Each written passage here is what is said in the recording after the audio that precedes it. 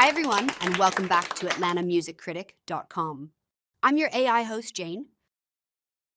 Today, AMC's William Ford has a conversation with James Ginsburg, founder and president of Cedille Records. In 1989, while still a law student at the University of Chicago, James Ginsburg founded Cedille Records. 4 years later, he established Cedille Chicago, NFP, a nonprofit organization dedicated to promoting Chicago's finest classical musicians. Under Jim's leadership, Cedille Records expanded to cover all genres of classical music, producing over 200 albums and winning 8 Grammy Awards with 30 nominations since 2003. Personally directing recording sessions, James has produced more than 150 recordings and was recently nominated for Classical Producer of the Year at the 2023 Grammy Awards. His visionary efforts have brought the work of over 180 Chicago musicians to a global audience, including more than 400 world premiere recordings. This is an intriguing interview that covers Jim's background, his founding of Cedille, his musical interests, his role as Cedille's president and producer. Be sure to like and subscribe and ring the notification bell. It helps our channel to continue growing. Also, head on over to www.patreon.com/Atlanta Music Critic to become a patron. It will make your day and ours so much better.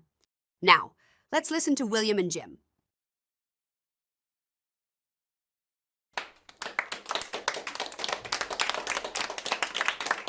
All right, Jim. Good to meet you. Oh, same. And you've been interviewing some of our artists as well, right? I have been, yes, which Excellent. of course is one of the reasons it piqued my interest to talk with you. Okay, great. I've interviewed Matthew Sheeran. I'm going to be interviewing Stacey Garrett. I'm very excited about that. Yeah. I think you may have gleaned from information that I sent out, or maybe you haven't, but I'm a psychologist. Okay. And one of the things that interests me is trying to find out what it was that made somebody the success that they are today. And Okay. that usually means exploring some childhood influences. Okay. And then, of course, once we establish for sure why you're so successful, we can talk about Cedille Records as well as talking about music in general. Okay. I know you have some famous people in your background, but Mhm.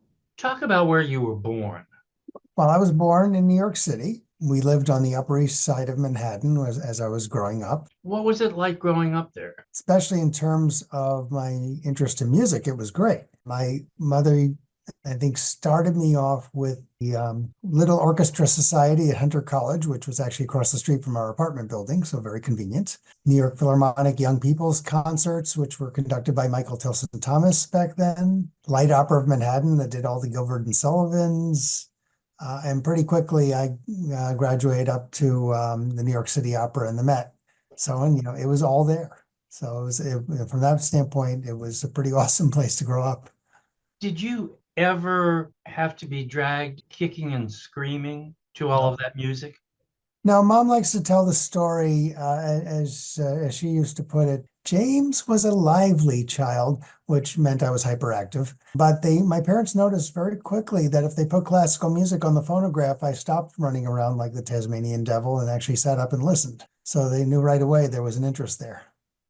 What's your earliest recollection of classical music? Oh, that's an interesting question. I don't know if it's my earliest, but it's a story I like to tell. I was probably around 8 at the time. My parents had taken me to one of those young people's concerts conducted by Michael Tilson Thomas, and the subject of the concert was the Firebird, Stravinsky. And I was just bowled over by this music. It was like nothing I'd ever heard. It was so impactful. So just spoke to me. Soon after that, we were reading the New York Times at the table, as my family did in the morning. And I saw there was an ad for the New York City Ballet doing the Firebird. And so I asked my parents to take me, and they did. And as the story goes, I had a rather sour expression on my face after the ballet. And my father said, James, what's wrong? And I said, well, they didn't play it nearly as well as the New York Philharmonic.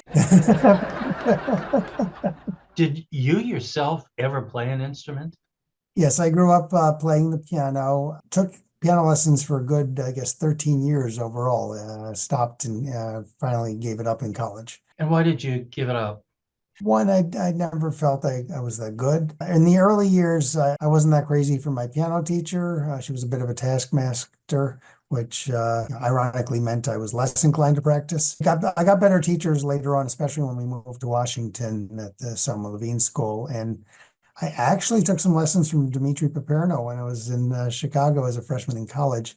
Man, my feeling was, well, if he can't fix me, maybe I should do something else. Did anyone ever tell you you weren't good? No, I mean, just it's my own, critical ear and recognition and feeling that, I had some musical ideas, but my hands didn't want to do them. I think part of the problem was I developed a lot of bad habits under that first teacher and was really never able to overcome that in terms of, finger technique. Was it then a technique issue as opposed to a music issue? In other words, the music was great and you loved it, but you couldn't play it very well? Yeah, well, I wouldn't go that far. I mean, although I think I had some good interpretive ideas here and there, but again, I was listening to a lot of recordings and I realized I was never going to play these pieces as well as, Michelangelo or whoever I'm listening to on recordings. Not like you had a high standard to meet. No, not at all. So you went to law school. I'm a proud law school dropout. My return to Chicago, I came to Chicago undergrad at the University of Chicago in 83, graduated in 87, went back to New York for a couple of years, but then came back to Chicago ostensibly to go to law school, but I also started the label Cedille Records at the same time and very quickly realized I much preferred to produce recordings than to study law books.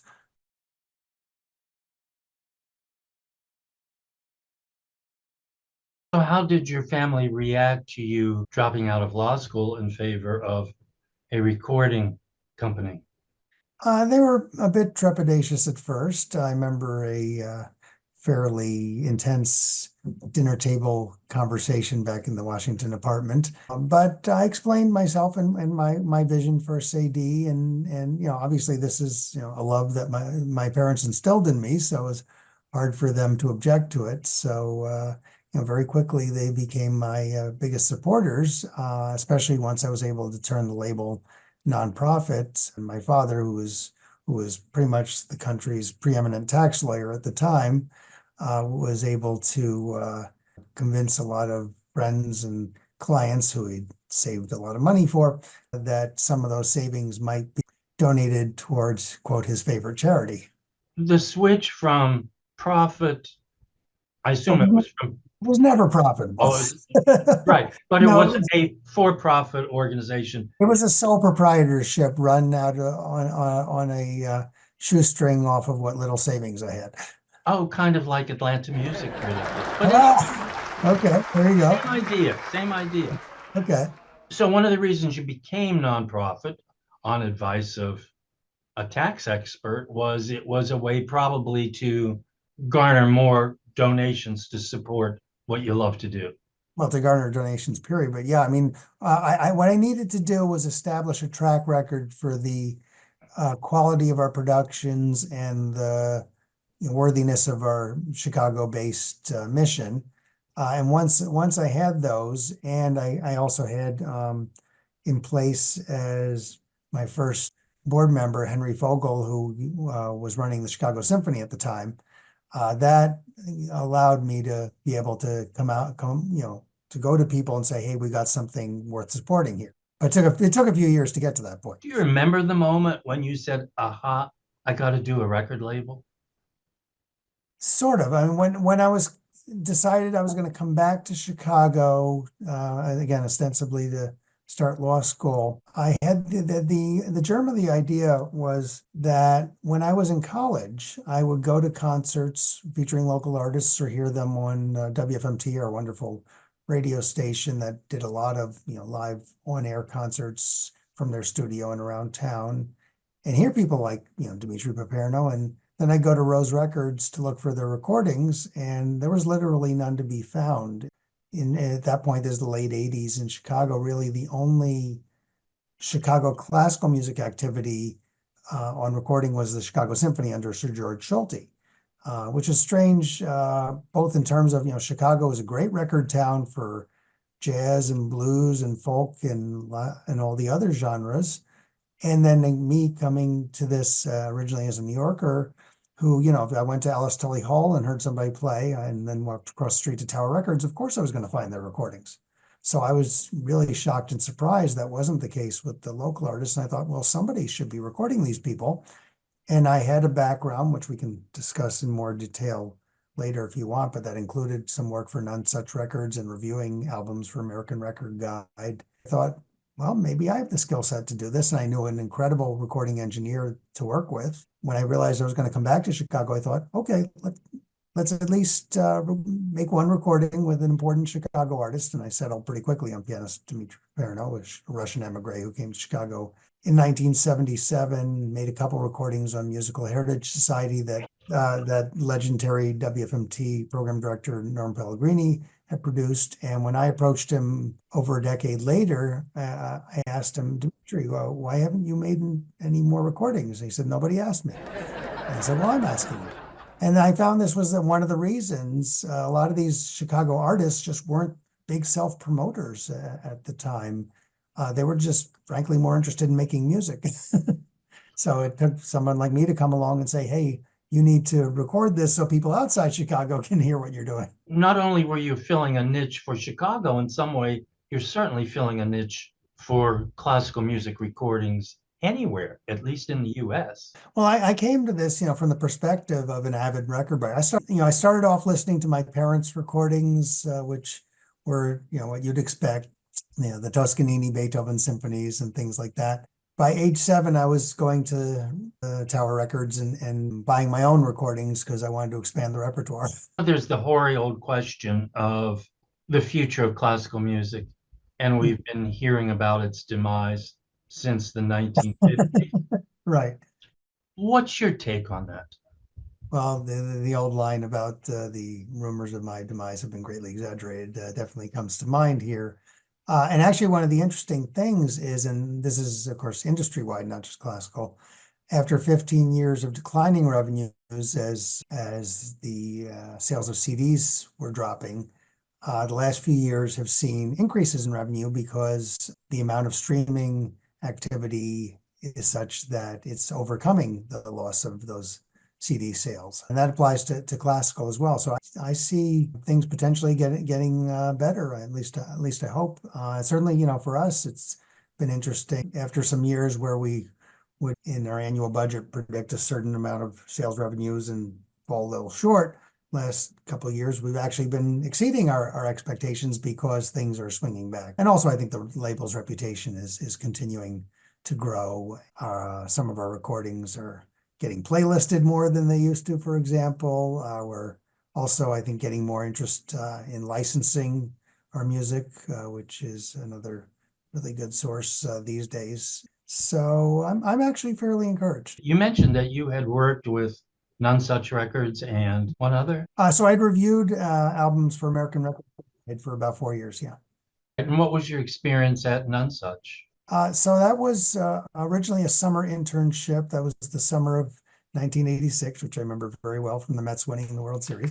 I came in as, like I said, as the intern, but it's funny, None Such is part of the larger, or at least then was part of the larger Warner Records group. And so the actual staff of None Such was 3 people, and then they were able to use some of the resources of the larger Warner Group for some things.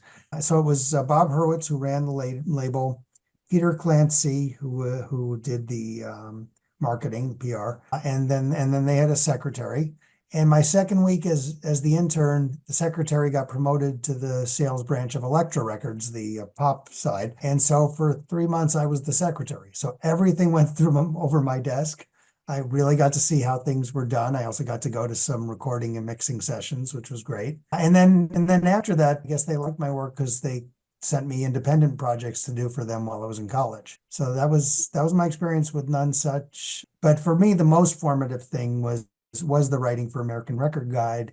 I was their specialist in Shostakovich and other Soviet composers, which was great fun. And one of the things I discovered in reviewing all these recordings was what a difference the quality of production could make. Even often it made a bigger difference than even who was playing. Because if you couldn't really hear what the player was doing, it's not very useful. And so I gained a real appreciation for quality of record production that I then applied to when I started producing records myself. Yes, the quality of the recording does matter. And it does, I think, affect our ability to enjoy the music that we're hearing. I assume you've gone back and listened to some of the recordings on Melodia. Yeah, I'll tell you a funny story. Are you familiar with the Four Continents bookstore in New York? No. I don't know if it's still there now, but it used to be operated by the Soviet Union. I would go there because they had a huge collection of Melodia recordings. I joke that I'm probably on some FBI list or other because it was a notorious KGB hangout, especially because Shostakovich is my favorite composer. I've listened to a lot of Melodia recordings over the years. In general, how would you characterize their quality?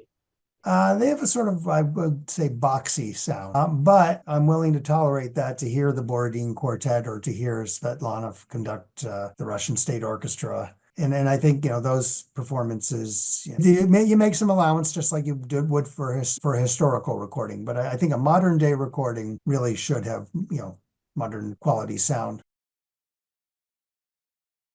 Obviously, you like Russian music. Do you have other favorite composers? From the 20th century, certainly Shostakovich and Stravinsky come to mind. I grew up on Mozart, my parents' favorite composer, especially the operas. Also, huge lover of Verdi in terms of opera. I mean, I love music that really has a visceral connection, which is why I fell in love with Shostakovich. In fact, I did a very special concert of the National Symphony under Rostropovich is where I first discovered Shostakovich's music, and it just hit me like nothing else I had ever heard before. So, of course, I love the great Puccini operas as well. Brahms's music is just so heartwarming. It's hard not to love that. Of course, Beethoven, Bach, who is the basis for everything that came after. And then some of the more obscure ones, among the Russians, Miaskovsky, I think, is greatly underrated.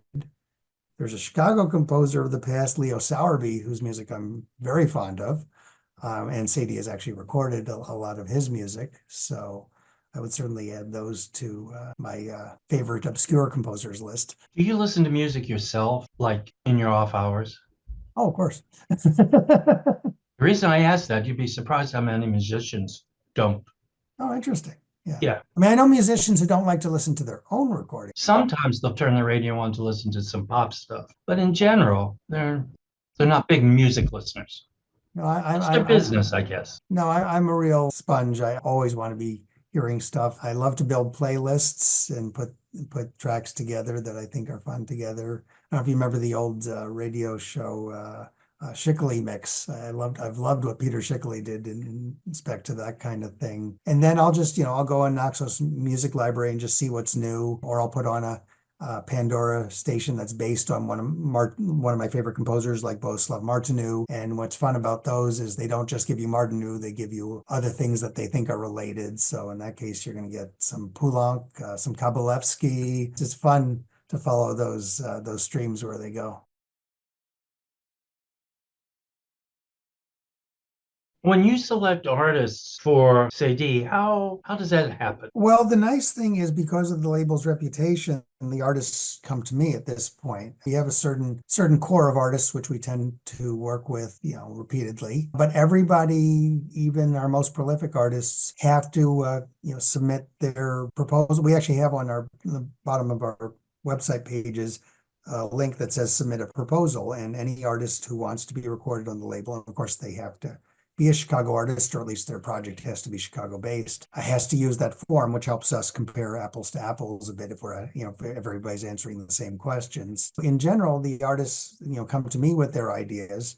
Every once in a while, if there's an artist who's new in town or something, I may, go to one of their concerts and say afterwards, I want to make sure we're out there. The whole point of Cedille is that artists are proposing the projects and the programs that are meaningful to them. I don't want to be out there dictating repertoire. I want artists playing the music they're most excited about. Who makes the decision then that this is an artist Cedille wants to record? For a long time, it was me exclusively. I now we're at the point where we get I'd say about 6 times as many proposals as we can actually accommodate. So a few years ago, we created a committee of my board called our Artistic Advisory Committee, and it's actually chaired by my sole remaining charter board member, which is Henry Fogel, who I mentioned earlier. He used to run the Chicago Symphony and later the League of American Orchestras, and that they're great for me to be a sounding board.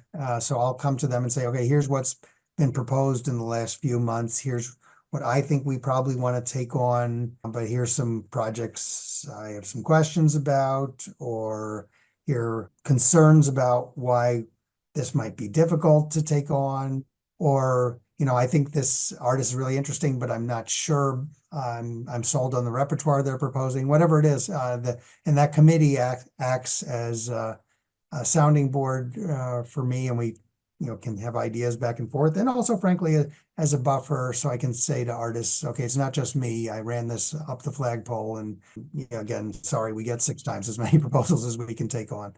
Do your advisors read the proposal and accompanying music, or both? The artists, as part of the submission process, are asked to provide links to their playing and or the repertoire they're proposing. And we'll share those links, or at least a selection of them. As we create a document that boils each proposal down to a page, but we also make available the full proposals. So if anybody wants to look at a proposal in more depth, they have that access to that as well. So when it comes to the actual recording, are you usually in on the session?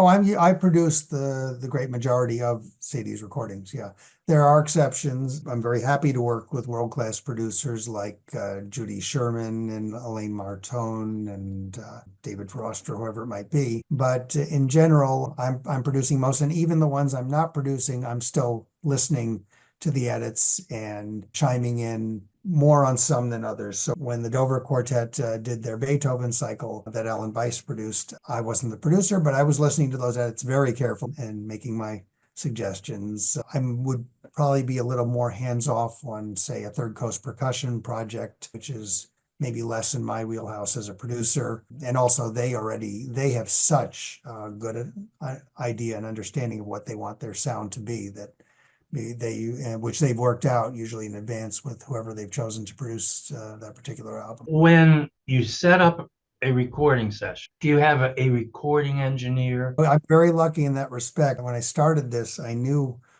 Bill Malone. I actually went to college with him.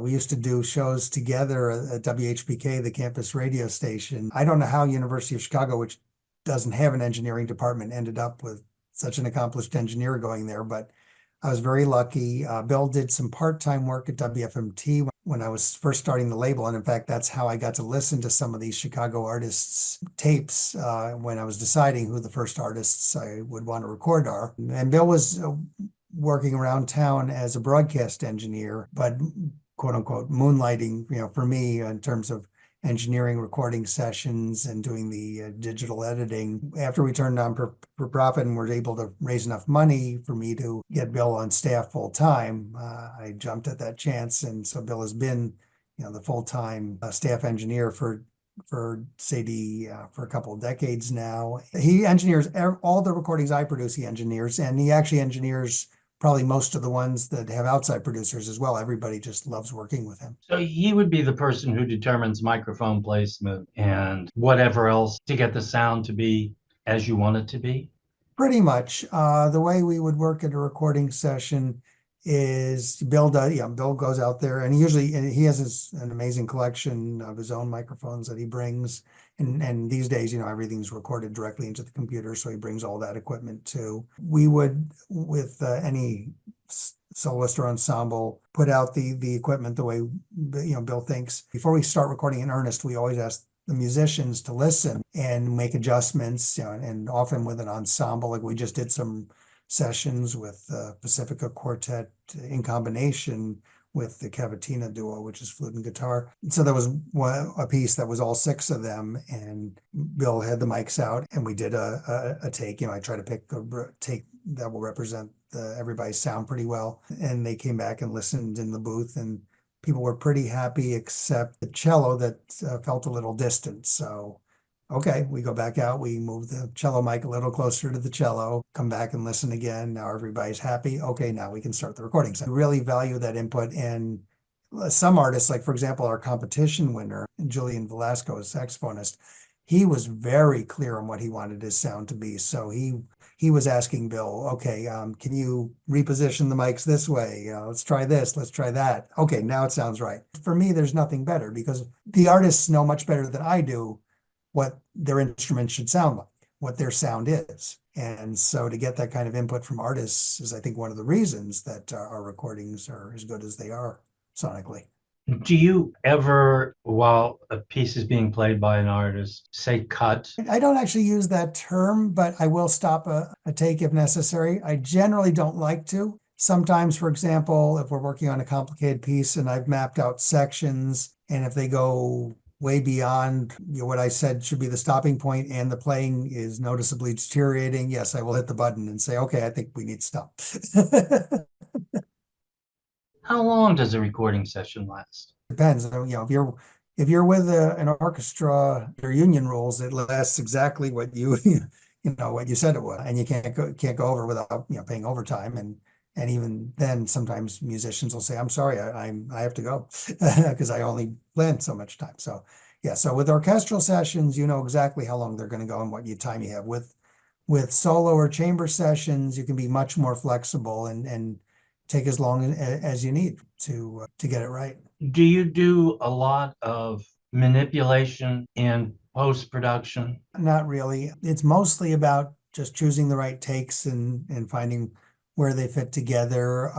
Some fiddling with gain, of course. If there's a take of an ensemble where maybe one instrument stuck out a little too much, and some things are recorded just to a pair, and you have less flexibility. But other times you may have a solo mic and you take advantage of that and say, okay, this was a great take, except it was a little loud in bars 5 through 10. So we'll just take that instrument down a little bit in bars 5 through 10. Yeah, you can do things like that. Do you have your artists approve the final edit? Oh, absolutely. Not just the final edit. I mean, it's always a back and forth. So what we'll do is we'll produce a first edit, and then we'll send that all out to all the artists, and I'll get their comments back. And then I will listen very carefully to all the things they commented on. The artists are very perceptive. I would say 90% of the time they caught something that could be fixed, or was an interpretive choice that I didn't know they wanted because they did it differently on different takes. And usually you want to go with later takes, but sometimes you're surprised and they actually prefer the way they played it on the first take. So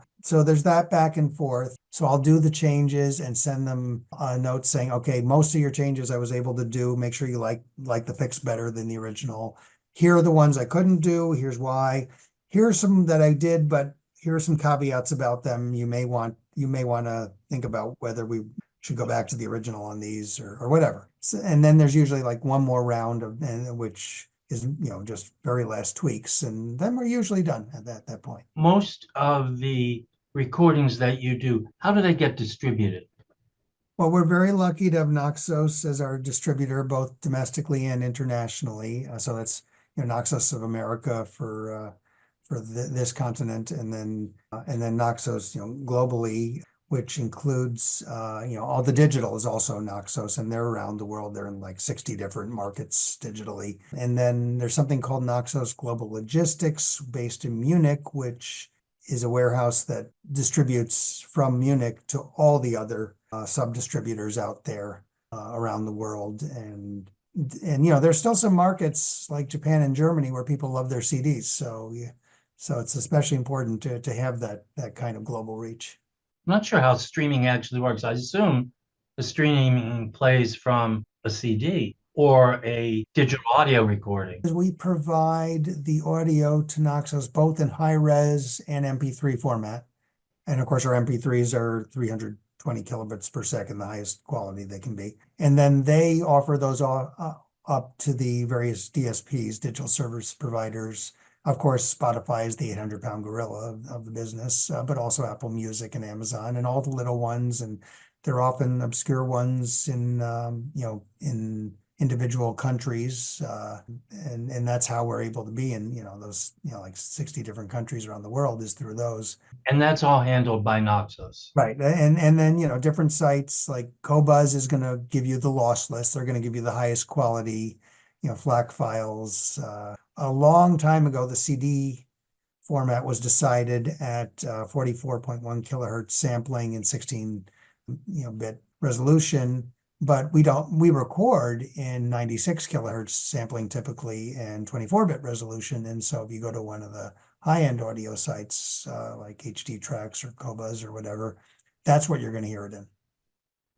We record and edit and mix in the highest possible quality, and then for the sites that can take it, that's what they get as the final recording. For the CD pressing, you have to go down to 44.1/16, and then for the most of the streaming sites, you get 300 kilobytes per second MP3s. You do that reformatting, or does the distributor? My engineer does all of that.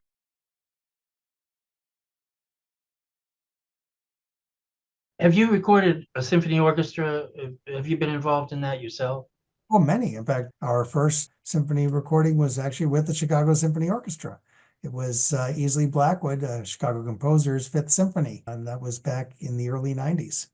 And we have actually 2 recordings with the CSO, and they're wonderful. But I think I'm even prouder that we're able to bring out all these other orchestras from Chicago that people may not know as well. The Chicago Sinfonietta, which was founded by Paul Freeman, is the nation's most diverse orchestra. The Grant Park Orchestra, the orchestra of Chicago's Summer Music Festival, which was in its 7th decade before it actually made a recording. And now they have 7 with us, which is pretty nice. A lot of Baroque ensembles too that we've recorded over the years. Baroque Band, now with the Haymarket Opera and their orchestra. We have a recording coming out this fall with the Illinois Philharmonic. We got a couple recordings in with the Lake Forest Symphony before they unfortunately closed. So it's really wonderful to be able to show this wealth of ensembles in Chicago beyond the famous one that people really should know.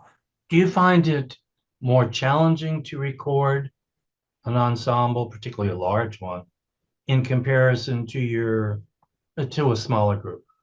Well, the Not that challenge the restrictions because of the union, but yes, the biggest challenge when dealing with a professional orchestra is that you're on the clock. So that's the trickiest thing. But even working with non-professional but really, really high quality orchestras, there's only so much, you can ask them to play. And with brass instruments, people's lips are going to run out. So you have to think about all these things.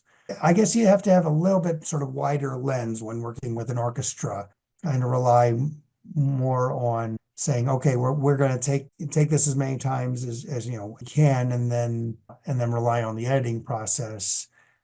Whereas with chamber or solo, you can go bar by bar if necessary through a tricky passage to and have the time to get every note exactly where you want it without having to worry about, okay, I'm going to have to do this with edits. like speeding it up or slowing it down, for example. Have to be very careful about that kind of thing. There is software for it, and we'll use it when absolutely necessary, but we'd much rather get the tempos right in the recording session. Yeah. Is it more difficult to mix an orchestra? Assume you have multiple microphones. Yeah, that's more of a question for my engineer. Although the one thing that's different about recording orchestra is, especially if it's a large orchestra, is there'll be a lot of mics out there, and I can only edit in 16 channels. What he can edit in more. We have very similar systems, but his is a little more fancier than mine. What he will do is he will choose the 16 tracks that I can actually hear. So maybe the marimba isn't going to be in what I'm listening to in my mix, at least not the mic that's right on the marimba. When I edit, it'll still drag along those other tracks. I just won't be able to hear them until he mixes them in for me. So that's a bit more challenging from that respect. And I'm sure it's a lot more work for Bill to have to mix in 24 or more channels than it is the handful of channels when you're doing a recording. We'll tailor our method to whatever we think the recording needs. So sometimes you've got a mic on every instrument, and sometimes you just have maybe one pair closer in and one further out to get a little of the ambience of whatever hall you're recording in, and that's it. All right, we are just about out of time. Excellent conversation. It was fun. I really appreciate it. I hope you enjoyed it. I did indeed. It's great. Always Excellent. a pleasure talking about the Cedille artists. And congratulations on your success. Thank you so much. I really appreciate Hey, take care of yourself. it. You too. Okay. Okay, Bye. bye-bye. Hey, it's Jane again. Thank you for joining us for this exclusive interview with William Ford of Atlanta music critic and James Ginsburg, CEO of Cedille Records. We hope you enjoyed the insights and stories about the classical music recording industry shared today. Don't forget to subscribe to our channel for more in-depth interviews with industry leaders and exclusive content that you won't find anywhere else. If you're passionate about music and want to stay updated with the latest trends, reviews, and behind-the-scenes stories, follow us on social media and visit our website. Your support helps us bring you the best in music commentary and interviews. Hit the like button if you enjoyed this video and share it with your friends and fellow music lovers. We value your feedback, so leave a comment below and let us know your thoughts or any questions you have for our guests. Remember, William is producing these conversations fueled by his love for classical music.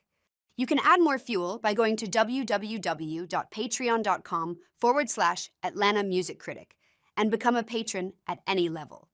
If you would like to see your favorite composers, instrumentalists, conductors, and other personalities interviewed by William, put your recommendation in the comments section below. Notice that there is a special section included at the end of this video featuring Jim talking about upcoming Cedille releases. Be sure to watch and soak up his enthusiasm for his company's products. This interview was recorded via Zoom. Before we go, AMC gives a big shout out to Christina Bianco and Lisa Janig of Schumann Public Relations for arranging this interview. Also, AMC wishes to thank Patron AC for his continuing support. This is Jane. We'll see you shortly with another fascinating interview. Till then, goodbye.